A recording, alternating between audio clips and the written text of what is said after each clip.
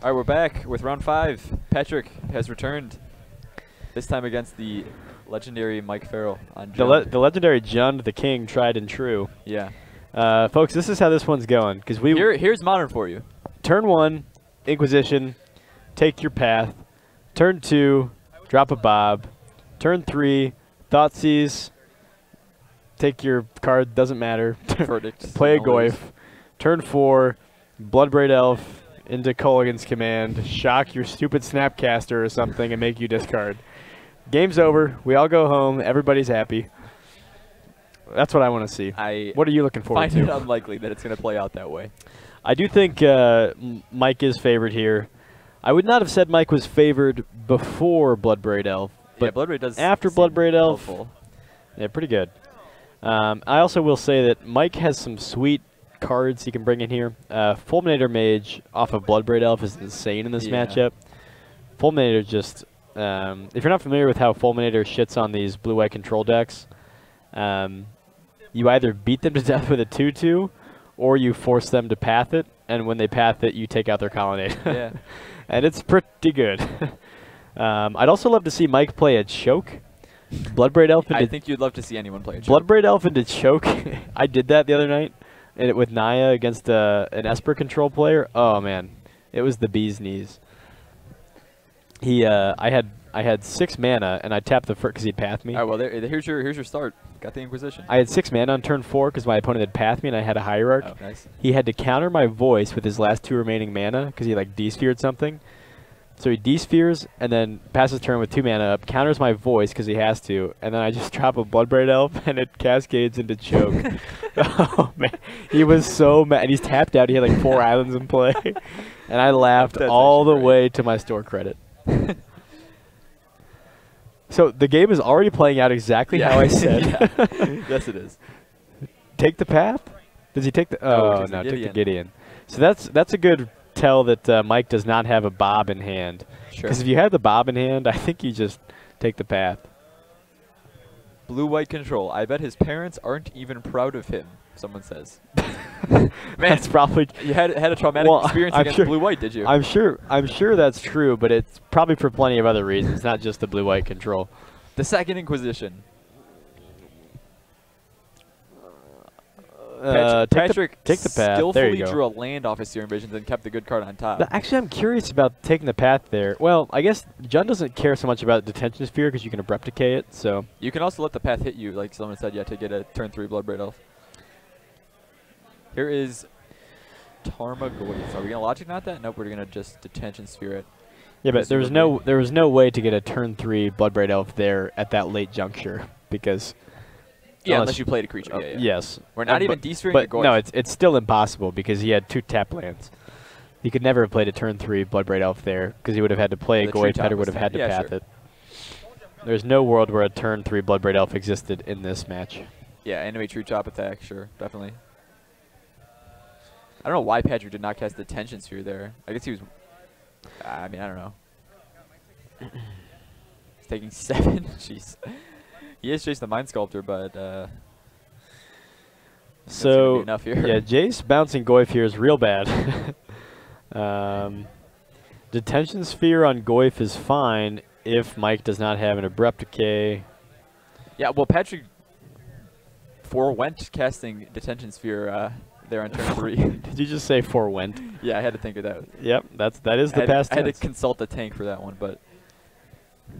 Consult the tank. He drew a path, so that is quite good in conjunction with this sphere. Yep, that's definitely a good way to use 4 mana. I wouldn't be surprised if Mike just animates the Ravine here. I think he drops a Goyf. That's a Goyf, right? Like, maybe he's gonna play Liliana. Oh baby, that's hard to come back from. Yeah, I mean now that he's used the Detention Sphere, I suppose. Mike discards a redundant Liliana, seems good. And Patrick discards a Logic Knot. And I assume we see Patrick path that here. Yeah, but then you also give him additional. If you path that now, you give him mana to fire up these creatures. So decides not to path it yet. Okay. Yeah, I think that's the right play. Finds Wrath of God. Well, that's pretty good. Well, is it? I mean, you need to cast it, sure, but Oh, so Jace. Okay, Jace hold up path is good. Yeah, you're right. Wrath is not good. I for some reason I was thinking Wrath would kill these manlands. No, it's not Armageddon. Yes, dude. If only. If only. If Armageddon were legal, I'd play but 2 minutes blast. Cascade into it. So here's Ravine. There's Path. So Patrick does get to untap with Jace. That is a huge boon for him. Wow, Patrick's draw actually shaped out pretty well there. Well, untapping with Jace can be oh, good. he's got 4 lands. Oh my so goodness. you definitely leave the colonnade in hand. Maybe put the 2 islands. Wait, is one of those a fetch land? I think so. So you keep the fetch land in the colonnade. Yeah. Yeah, fetch away these 2 islands. That means you can't play the colonnade this turn. Because you have to play the fetch land. Right, because they'll make you discard the... Yeah, that's awkward. Oh, you reordered it. Yeah, okay. So he's going to draw the colonnade next turn. Yeah, well, yeah, draw the colonnade next turn. Sure, and but then Liana gets the ultimate. Right. Oh, this is awkward. Well, I guess he has to just crack this fetch and hope that he can find something. Ooh, bolt the Jace is good. Yeah, oh, wait a minute. Couldn't Mike have... Oh, okay. Sure. He's got to find a Cryptic here or another Detention Sphere. Yeah. I guess I was thinking swing with Tree Chop Village. Yeah, right. If he gets rid of Lily, he faces a huge hit from the Goish plus Tree Chop. Yeah. I was thinking to myself that swing with Tree Chop Village plus Bolt, Patrick puts him to 5, and then he has Jace, but then he basically has to use Unsummon on Jace to kill Goif or risk brainstorming and not finding an answer. Yeah. But I like Mike's play as well. We'll see what Patrick draws. It's a Field of Ruin. Oh, gee, that's a good one. Keep him alive for a turn, but yeah. All right. So I guess you have to animate. Yeah. I got the village. It takes a village, you know. It takes a village. It takes a village to be ruined. So there's just this. Huh. I wonder how Mike sets up these piles. So I'm thinking. I guess. Yeah, you give him the D sphere and 3 lands. I say you just go lands versus sphere. Really? Yeah. I think 4 lands sphere. Maybe like 2 lands. 3 lands, 3 lands sphere, and then 4 lands seems good. Yeah, I like that. Because why leave him all the basics with the sphere? No, he's not. Sphere. I mean, that's what I'm saying. Why leave him the basics? Yeah, that seems whatever. Because to me, it seems like the clear choice here is to keep him on 3 land, or for Patrick to get rid of all his basics. Yeah, I mean, I think you need. Well, yeah, I mean, I guess you have to consider where your outs are. Like, you only need 3 lands to cast another D sphere, and to cast Snapcaster Path. I mean, if you want my opinion, Mike should have. Oh, he had another Lily. Okay, I was gonna say I think Mike should have plussed up Lily to 7, but not when you have another one. One hit from Goif, and never mind. Oh, that'll do it. Don't even need. It's a Bob. Yep. All right. Bloodbraid puts that one away. John the King. That basically went how I said it was gonna go, right? I mean, there was like 7 extra turns, but yeah. I think I pretty much called. You had Farrell winning on like turn 5. Yeah. What was that? Turn 7. Something like that. Yeah. Ultimate to Liliana the Veil. It was weird though, because we did think that Patrick might have a chance to come back when he slapped that Jace and held up Path. Yeah. That seemed very good. He just couldn't deal with the Liliana. Well, he couldn't deal with I mean, Liliana, it didn't actually matter because he was dead to Bloodbraid off no matter what. But he also couldn't deal with the manlands effectively. He had to use a lot of resources to take care of them. So we will see how Patrick prepares for game 2. I'm not sure. Like, the discard seems quite strong. So against him? Yeah, it is strong. I don't know how he can I'm no big fan. I'm definitely not a big fan of Leyline. Yeah, that's what I was thinking. I think people tremendously overboard Leyline, but while Bolt still has to target players to get to Planeswalkers, I would be a big fan of playing blue-white control. Yeah, because that's not going to be true forever, but for the time being, while it still takes a lightning bolt to the face to kill a Jace, I actually really like a blue-white control build right now that has 4 Leylines out of the sideboard as a way to deal with these gen decks. Because I actually think that if you do play 4 ley lines, your Jaces actually matter a lot. Yeah. Especially if you play Wall of Omens. Yeah, that's true. I think Wall of Omens is incredibly good right now. Card is really good against Bloodbraid Elf. You know, 2 mana, draw a card, block your Bloodbraid Elf indefinitely, or make you spend a removal spell on it. If I were playing Modern right now, which I am, but if I were playing Blue-White Control in Modern, I would play a Blue-White Jace deck with probably 4 Wall of Omens, 3 Restoration Angels, 2 or 3 Jaces, and 4 Leylands on the sideboard, and maybe an Ojutai's Command as a 5th Cryptic. I'm sure you would run an Ojutai's Command. Ojutai's Command, get back Wall of Omens, come at me. Expeditively Jund. Yeah, Billy Caminos confirms Restoration Angel is great against Jund. It really is, especially good against Bloodbraid Elf. You surprise block their Bloodbraid Elf, and you can possibly get incidental value out of it. It's especially good in mid-range matchups where your opponent is like, oh, I'm going to terminate your Corsair Crufix, and then I get this automatic 2-for-1, where unlike an Eternal Witness, where like an Eternal Witness 2-for-1 is like, okay, I get this 3-mana 2-1 in play, but a Restoration Angel 2-for-1 is like, I get a 4-mana 3/4 Flying Flash Angel. Yeah. That is a super, I mean, the card's good by itself if you did not get a 2-for-1 out of it.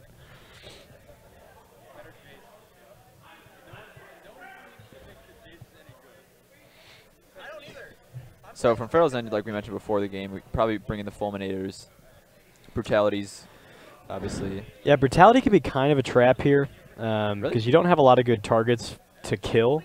Well, sure. It's just like a bad duress. Yeah. It's a bad, really bad 2-mana duress that doesn't hit walkers. So I don't like the Brutality here, but I do definitely like duress if he has it.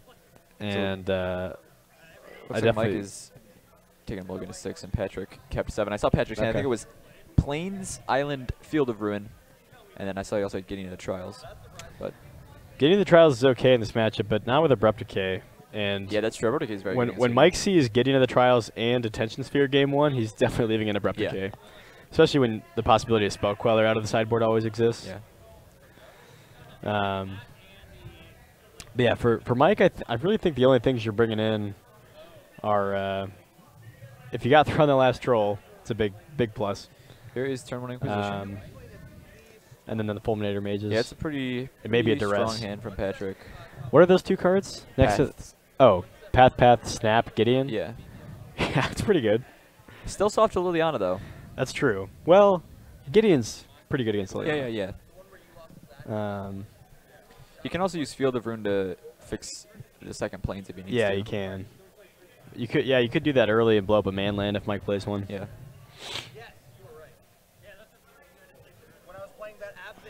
Yeah, I like this hand from Patrick. Path is just really pretty awkward when Snapcaster, or maybe the Gideon if you don't have an answer to that. Path can be pretty awkward against this Jund deck right now because you do not want to give them extra lands. Yeah. Allowing them to fire up their Raging Ravines or cast Bloodbraid Elves early is just real bad. Patrick Colony, it's pretty good. Yeah, it is good. So we do take Snapcaster, which implies we either have more discard or a way to deal with Gideon. Interesting. Ooh, search for Ascanta. So Treetop Village, we could just do this now and fix for white. Well, he already drew the Colonnade, so. Oh, well, sure. Ascanta's real good. Mike might actually want to waste a removal spell on that if he has if he has an Abrupt Decay. But knowing this Gideon's coming, he might be less inclined to fire that off. Blackcleave Cliffs. I'll tell you, folks, I don't understand Jund players playing like 4 to 5 fast lands right now. Like, I totally get. I mean, I get the extent to which Blackcleave Cliffs is like really, really good in some matchups, especially Burn, for example. And it's really good in helping you race, and it's good at preserving your life total when you're playing Dark Confidant. But it's also super bad for playing 4 Bloodbraid Elves. Yeah. Having your 4th land off the top be a Blackcleave Cliffs when all you want to do is jam Bloodbraid seems real bad. So here's Gideon, but I mean, the face of Bloodbraid Elf, that seems a bit worrisome. Looks like that's probably what we're going with here. All right.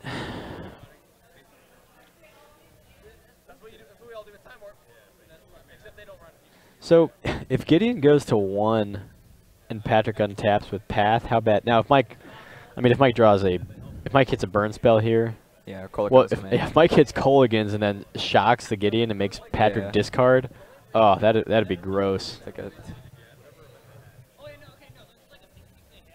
I think that's pretty unlikely. Maelstrom Pulse would also be an okay hit. You pulse the Gideon, swing for 3. Fulminator Mage. Fulminator. Oh, that's good. Boom. Down goes Colonnade. I'm actually wondering if it was correct to Fulminator as a Stone Rain. I kind of would have liked it to stick around for another. I don't know. Maybe. I don't know. Any thoughts on that in chat? Yeah, I don't know. I don't know. Somebody is just looking at Patrick's hand, apparently. Okay. Interesting. Apparently they're interested in the game.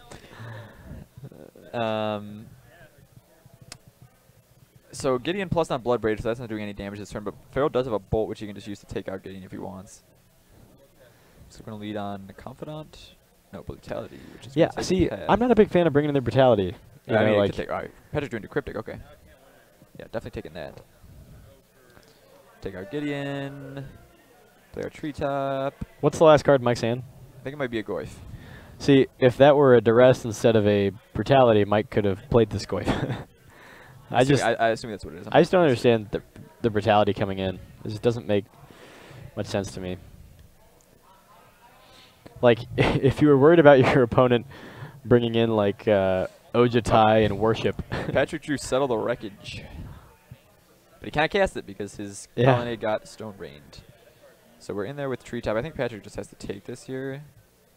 He could path it, but at least I'm open. This is first blood on Patrick. I mean, he's got a healthy life total. He's definitely got time, but I'm worried about Mike sticking a Lily. Yeah, definitely. Ooh. Another problem, but Fulminator doesn't hit anything right now. Oh, it only hits non-basics. Yeah. Looks like we maybe drew another path. Yeah, this path is going to feel real bad against this Fulminator. Farrell? That's also good.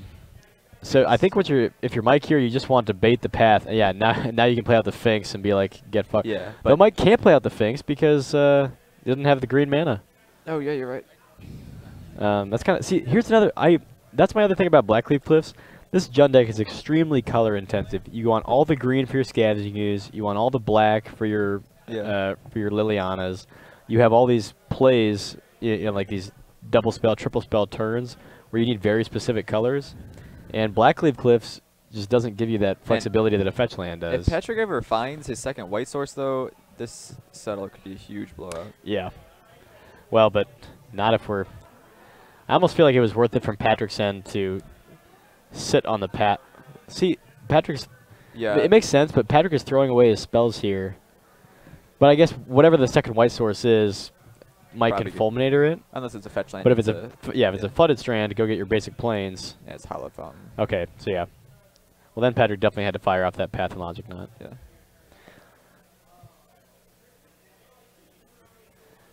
Yeah, I guess we just put it in tap. You're not kind of shocked for it. Farrell drew another Goyf. Yep, go ahead and take that out. See, again, I feel like that's premature from Mike to... Oh, well, he's got a third one. Okay, never mind. I was going to say, it seems premature to fire it off, but... Is that all 3 from Mike? Yeah. He could have 4 on the board, but my guess it's only 3. God. Oh, no.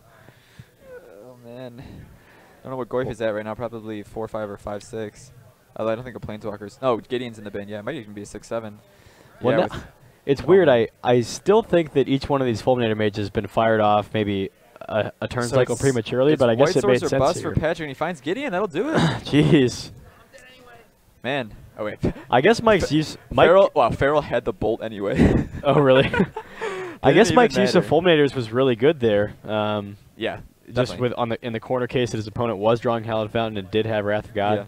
But also, the 3 Fulminators is that's huge. Tough shit for Patrick. I mean, yeah, that's brutal. All right, well, that will do it for an exciting round 5. Jund, the king of modern, maybe, probably, I would say so. Yep, I think it's solid. The Mardu Pyromancer has a really good matchup against Jund. Sure. I think we were at maybe like a record number of viewers, 253. That's quite a few. That's a lot of people for round 5. Yeah. So while you all are here, just another quick reminder out the door. Next week, we are featuring some members of Star City Games well, I guess just in general, Team BCW. Those players are going to be Ross Merriam, Brendan DeCandio, and Tannen Grace, and possibly Todd Stevens. Yeah, maybe Todd Stevens. That could be fun. They will be here at GameSwap next week for Friday night. They're going to be running an event where local players can come and challenge them to probably any format they wish. This is the day before the Star City Games Cincinnati team event the following Saturday. So if you want to see some more high-profile players here, you can tune in next week. Or if you want to see Mark and Mario at the team constructed event, say hello. Yes. It'll be me, Mario, and our good friend Jake Valentine, who you may recognize from stream. Yes, we will be at the Star City event. Yep. So you can find us there as well. But that will do it for tonight, guys. So we will catch you next week, and thank you for watching.